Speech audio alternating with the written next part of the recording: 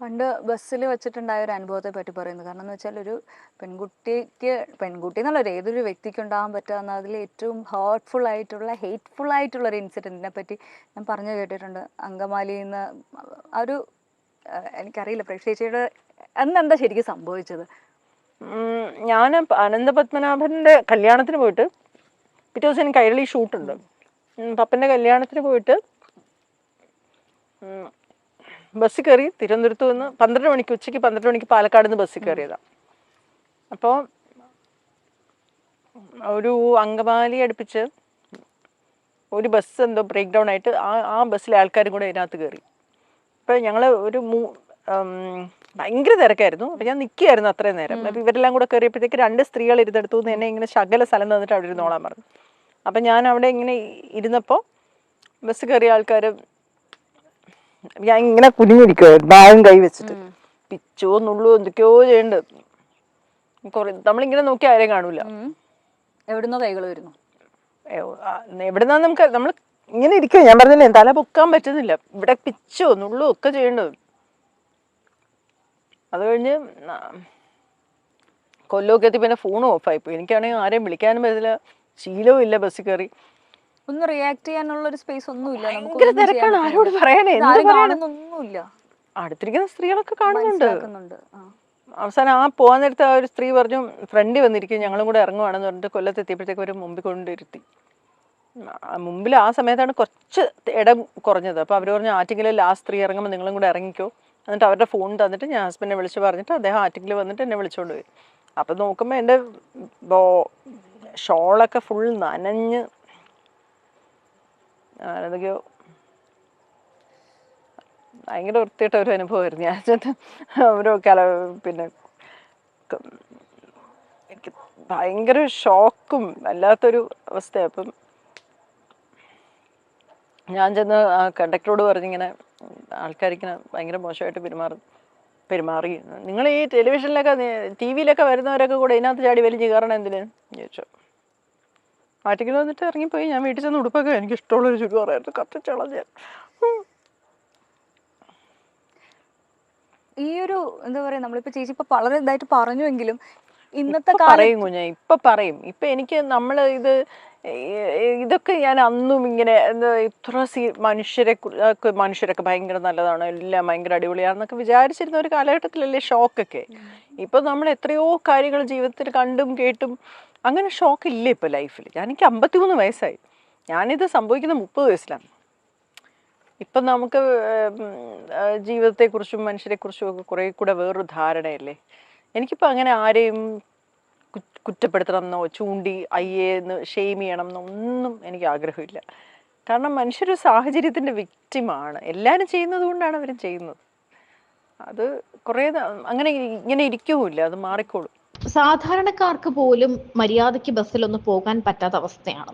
ആ സമയത്ത് ഈ ആർട്ടിസ്റ്റുകളൊക്കെ എങ്ങനെയായിരിക്കും ബസ്സിൽ പോകുക എന്ന് ചിന്തിച്ചിട്ടുണ്ടോ? അല്ലെങ്കിൽ ഒരു പൊതുജനങ്ങൾ നിറഞ്ഞൊരു സ്ഥലത്ത്, ഇന്നാണെങ്കിൽ ലുലു മോളിലും അങ്ങനെയുള്ള മോളുകളിലും പൊതുസ്ഥലങ്ങളിലും എല്ലാം തന്നെ ആർട്ടിസ്റ്റുകൾ സജീവമായി ഇറങ്ങി നടക്കാറുണ്ട്. അവരോട് ചിലപ്പോൾ ഒന്നൊരു സെൽഫി ചോദിക്കും, അങ്ങനെയൊക്കെയാണ്. എന്നാൽ ഇതിനു മുൻപ്, വർഷങ്ങൾക്ക് മുൻപ് ഒരു ആർട്ടിസ്റ്റ് ഒരു പൊതുജന തിരക്കിലോ അല്ലെങ്കിൽ നടു റോഡിലോ നഗരമധ്യത്തിലോ ഒക്കെ വന്നാൽ അവർക്ക് ചുറ്റും ആളുകൂടും. അവരോട് ചിലപ്പോൾ മോശമായി പെരുമാറും, അവരെ അനുവാദമില്ലാതെ തൊടാനൊക്കെ ശ്രമിക്കും. അങ്ങനെയുള്ള പല നടന്മാരുൾപ്പെടെയുള്ളവർ അങ്ങനെയുള്ള കാര്യങ്ങളിൽ പ്രതികരിച്ച് രംഗത്ത് വന്നിട്ടുണ്ട്. മോളുകളിലും അല്ലെങ്കിൽ തിയേറ്ററുകളിലും ഒക്കെ പോകുമ്പോൾ തങ്ങളുടെ അനുവാദമില്ലാതെ തങ്ങളുടെ ശരീരത്തിൽ തൊടുകയും ഫോട്ടോ എടുക്കുകയും ഒക്കെ ചെയ്യുന്ന ജനങ്ങളെ പറ്റി അല്ലെങ്കിൽ ചില ആളുകളെ പറ്റി പലരും തുറന്നു പറഞ്ഞ് രംഗത്തെത്തിയിട്ടുണ്ട്. സാധാരണ ഒരുവിധം എല്ലാ പെൺകുട്ടികൾക്കും ബസ്സിൽ യാത്ര ചെയ്യുന്നവർക്ക് മോശം അനുഭവങ്ങൾ നിരവധി ഉണ്ടാകാറുണ്ട്. അതെല്ലാം ഒരു ട്രോമയായിട്ട് ചിലപ്പോഴേക്ക് മാറാറുമുണ്ട്. തനിക്കുണ്ടായ അത്തരത്തിലെ ഒരു വലിയ ട്രോമ, ഒരു അനുഭവത്തെ പറ്റി മാലാപാർവതി തുറന്നു പറഞ്ഞിരിക്കുകയാണ്. നമ്മുടെ ഈ സിസ്റ്റമാണ് മാറേണ്ടത് എന്നാണ് മാലാപാർവതി പറയുന്നത്. കാരണം ഇന്നാണ് നമുക്ക് ഇങ്ങനെ ഇരുന്ന് തുറന്ന് പറയാൻ കൂടി പറ്റുന്നത്. നമുക്കിങ്ങനെ സംഭവിച്ചിട്ടുണ്ട്, അല്ലെങ്കിൽ നമ്മളെ ഇയാൾ ഇങ്ങനെ തൊടാൻ ശ്രമിച്ചു, നമുക്കൊരു മോശം അനുഭവം ഉണ്ടായി എന്ന് പൊതുജനത്തിൽ അല്ലെങ്കിൽ ഒരു സഭയിൽ നമുക്ക് പറയാൻ പറ്റുന്നുണ്ടെങ്കിൽ ആ കാലം അത്രയും മാറിയത് കൊണ്ടാണ്. ഇങ്ങനെ പറയാൻ പറ്റാത്തൊരു സാഹചര്യത്തിൽ ജീവിച്ച ആളുകളുണ്ട്. അത്തരത്തിൽ താൻ ഒരു ബസ്സിൽ കയറിയപ്പോൾ തനിക്ക് നേരെ ഉണ്ടായ ഒരു അതിക്രമവും എന്നാൽ ആ കണ്ടക്ടറോട് പരാതി പറഞ്ഞപ്പോൾ ഈ സിനിമാ താരങ്ങളെല്ലാം എന്തിനാണ് ഈ ബസ്സിലോട്ട് തള്ളിക്കയറി വരുന്നത് എന്ന രീതിയിൽ റിയാക്ട് ചെയ്തതിനെ കുറിച്ചുമെല്ലാം മാലാ പാർവതി ഇപ്പോൾ പറയുകയാണ്. സത്യം പറഞ്ഞാൽ ഈ മാലാ പാർവതിയുടെ ഈ വാക്കുകൾ കേൾക്കുമ്പോൾ എവിടെയെങ്കിലുമൊക്കെ നമ്മൾ അനുഭവിച്ച അല്ലെങ്കിൽ ഓരോ പെൺകുട്ടിയും അവരനുഭവിച്ച ഒരു അനുഭവം അല്ലെങ്കിൽ അവർക്കുണ്ടായൊരു മോശം കാര്യത്തെപ്പറ്റി ഓർക്കാതിരിക്കാൻ തരമില്ല. സ്പെൻസർ ജംഗ്ഷൻ്റെ അവിടെ നിന്ന് ഗാന്ധി പാർക്ക് വരെയും അവിടെ നിന്ന് തമ്പാനൂർ വരെയാണ് നടന്നത്. എന്ത് മോശം അനുഭവമായിരുന്നു. എന്നോട് ജോൺ സാർ എവിടേക്കോ ഇരുന്ന് മനോരമേൻ്റെ ആൾക്കാർ വാച്ച് ചെയ്യുന്നുണ്ട്. ജോൺ സാർ എന്നെ വിളിച്ച് ചോദിച്ചു, പാർവതി മാല വല്ലതും ഇട്ടിട്ടുണ്ടോ, സ്വർണ്ണം വല്ലതും ഇട്ടിട്ടുണ്ടോ, പൊട്ടിക്കോ എന്നൊക്കെ.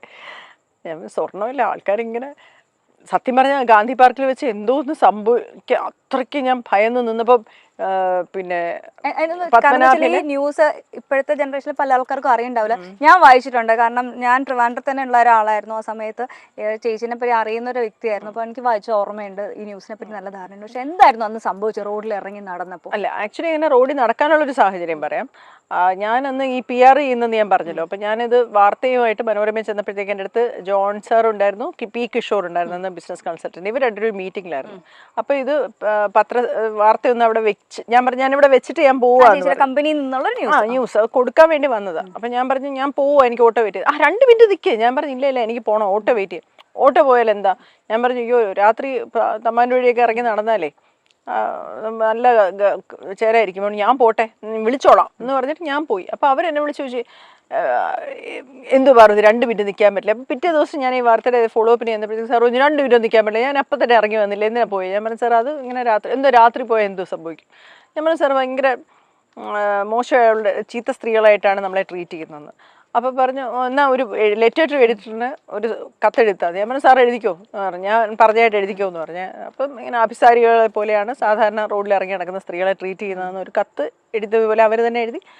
അത് കഴിഞ്ഞ് അവർ എന്നെ വിളിച്ചു. എന്നിട്ട് പറഞ്ഞു ഞങ്ങൾ ഇങ്ങനെ പോലീസുമായിട്ട് ഡിസ്കസ് ചെയ്തു.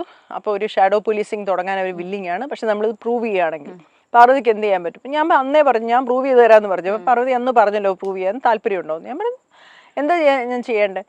സാറ് ഞങ്ങളൊരു ലൊക്കേഷൻ തരാം, നിങ്ങൾ അതുവഴി നടക്ക്, അപ്പം ഞങ്ങൾ നിങ്ങളെ ഒബ്സർവ് ചെയ്യും, എന്തെങ്കിലും തരത്തിൽ എന്തെങ്കിലും പ്രോബ്ലം ഉണ്ടെന്നുണ്ടെങ്കിൽ പിന്നെ നമുക്കത് വാർത്തയാക്കണം. അപ്പം ഞാൻ പറഞ്ഞു ശരി, പക്ഷെ 2 കണ്ടീഷൻ. ഒന്ന്, ഈ നമ്മളോട് മോശമായിട്ട് പെരുമാറുന്നവരുടെ പടം ഇടരുത്. കാരണം അവരെ ഹേർട്ട് ചെയ്യാനോ അവരെ അറസ്റ്റ് ചെയ്യിപ്പിക്കാനോ അല്ല എൻ്റെ ഉദ്ദേശം. ഇങ്ങനൊരു പ്രോബ്ലം ഉണ്ടെന്ന് മാത്രമേ പ്രൂവ് ചെയ്യാവൂ. ഇനി അഥവാ ഇങ്ങനെ ഒന്നും നടന്നില്ലെങ്കിൽ അതും നമുക്ക് പറയണം. 2 പേര് സമ്മതിച്ചു, ശരി എന്ന് പറഞ്ഞു. അങ്ങനെ ആണ് ജനറൽ ഹോസ്പിറ്റലിൽ ഞങ്ങളൊരു ദിവസം തീരുമാനിച്ചിട്ട് ഞാൻ വീട്ടിൽ പോലും പറഞ്ഞില്ല, ആരോടും പറഞ്ഞില്ല, ഹസ്ബൻഡിനോടും ആരോടും പറഞ്ഞില്ല. ഞാൻ വൈകുന്നേരം ആയപ്പോഴത്തേക്ക് മനോരമയിൽ പോയി 7:45 ആയപ്പോഴത്തേക്ക് ഞങ്ങൾ അവിടെ നിന്ന്. പക്ഷെ അവർ എഴുതിയപ്പോൾ അവരുടെ ആർട്ടിക്കിളിൽ 10 മണിക്ക് ശേഷം നടന്നു എന്നൊക്കെ. ആക്ച്വലി അങ്ങനെയല്ല, ഞങ്ങളൊരു 7:30. അതിപ്പോൾ ഞാൻ ചോദിച്ച സാർ എന്തിനാ നമ്മൾ 8 മണിക്ക് നടന്നിട്ട് സാർ 12 മണിക്ക് ശേഷം എന്ന് എഴുതി, 11 മണിക്ക് നിന്ന് എഴുതിയെന്ന്. അപ്പോൾ പറഞ്ഞു പാർവതി അത് ഇങ്ങനെയൊക്കെ എഴുതിയ നാട്ടുകാർ പേടിച്ചു പോകും, 8 മണിക്ക് തൊട്ട് 11 മണി വരെ നടക്കുന്നതിൻ്റെ ഇടയ്ക്ക് ഇങ്ങനെ സംഭവം. ഇപ്പം ഞാൻ 9:45 ആയപ്പോൾ വീട്ടിൽ എത്തിയെന്ന്. 7 to 9:30 ഞങ്ങൾ നടന്നത്. അപ്പോൾ ആൾക്കാർ അപ്പം തൊട്ടേ നമ്മൾ ഫോളോ ചെയ്യുന്നുണ്ട്, അടുത്തൂടെ വന്ന് കമൻറ്റ് പറയുന്നുണ്ട്, വരുന്നോന്ന് ചോദിക്കുന്നുണ്ട്, അങ്ങനെ പല കാര്യങ്ങളും സംഭവിച്ചു. ഗാന്ധി പാർക്കിൽ വെച്ച് കുറേ ആൾക്കാർ ഇങ്ങനെ ട്രാക്ക് ചെയ്ത് ബൈക്കിലൊക്കെ ഇങ്ങനെ വരാൻ തുടങ്ങിയപ്പോഴത്തേക്കും എൻ്റെ വീട്ടിൽ പെയിൻ്റ് അടിക്കുന്ന പാപ്പച്ചൻ്റെ മോനുണ്ട്, വണ്ടി ബസ്സിൽ നിന്ന് ചാടി ഇറങ്ങി, എന്തോ ഇവിടെ നിൽക്കുന്നു, ഈ നേരത്തെ ഇവിടെ നിന്നൂടാ, ഞാൻ വീട്ടിൽ കൊണ്ടാക്കാന്നൊക്കെ പറഞ്ഞ് പുള്ളി ചാടി ഇറങ്ങി. പറയാനും വയ്യ. ഞാൻ പറഞ്ഞു അയ്യോ അല്ല അത് വേണ്ട ഇവിടെ നിൽക്കാൻ വേണ്ട, വന്നേ ഇവിടെ നിന്നൂടെ, ഇവിടെ വന്നൂടെ, ഓട്ടോറിക്ഷ വിളിക്കട്ടെ, ഞാൻ വീട്ടിൽ കൊണ്ടുവിടാം, അല്ലെ അച്ഛനെ വിളിക്കട്ടെ എന്നൊക്കെ പറഞ്ഞ് ഭയങ്കര ബഹളം. ഞാൻ പറഞ്ഞ് ഈ പിന്നെ അപ്പോഴത്തേക്ക് ഞാൻ പറഞ്ഞു സാർ പണി പാളി. അപ്പോൾ അന്നൊരു കാര്യം പറഞ്ഞ് നടന്ന്. ഞാൻ പറഞ്ഞു ഇല്ല ഞാൻ സതിച്ച് അപ്പുറത്ത് വരാമെന്ന് പറഞ്ഞ് പൊയ്ക്കോ എന്നൊക്കെ പറഞ്ഞ് പുള്ളിയെ വെട്ടിച്ചിട്ട് ഞാനിങ്ങനെ നടന്ന് ക്രോസ് ചെയ്തപ്പോഴാണ് ഒരു മനുഷ്യൻ കൈ കയറി പിടിക്കാൻ വന്നത്. അപ്പോഴത്തേക്ക് എവിടെന്നോ ദൈവദൂതനെ പോലെ ജയചന്ദ്രൻ ചേട്ടനില്ലേ, താടി ഫോട്ടോഗ്രാഫർ, ജയചന്ദ്രൻ ചേട്ടൻ ചാടി വന്നിട്ട് പറഞ്ഞു മതി ഇവിടുത്തെ പരീക്ഷണമൊക്കെ പാർവതി വീട്ടിൽ കൊണ്ടാക്കുക എന്നൊക്കെ പറഞ്ഞ് ചേട്ടൻ ഭയങ്കരമായിട്ട് ചൂടായി. അങ്ങനെ അന്നത്തെ പരിപാടി പോയി. അങ്ങനെ ഞങ്ങൾ വീണ്ടും മനോരമയുടെ ഓഫീസിൽ വന്ന് ഡിസ്കസ് ചെയ്തു. നമ്മൾ പറഞ്ഞിങ്ങനെ നടന്ന കാര്യങ്ങൾ മാത്രമേ നമ്മൾ പറയാവുള്ളൂ, അവരുടെ ഫോട്ടോസ് ഇടരുത്. അപ്പോൾ അത് ഇരുട്ടാക്കിയിട്ടാണ് ഒരു ഫോട്ടോസ് ഇട്ടത്.